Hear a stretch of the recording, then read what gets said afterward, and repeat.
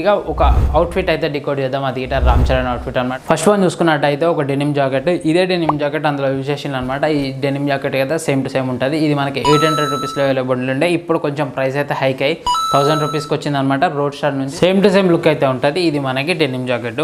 దీని లోపలికి వచ్చేసరికి ఒక హెన్లీ టీ షర్ట్ అనమాట. ఇది olive green colour T shirt. ఇది మనకి రోడ్ స్టార్ బ్రాండ్ నుంచి 500 రూపీస్లో అవైలబుల్ ఉంది.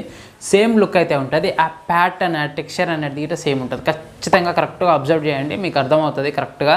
ఇదైతే సేమ్ టు సేమ్ 500 రూపీస్లో మనకి అవైలబుల్ ఉందన్నమాట.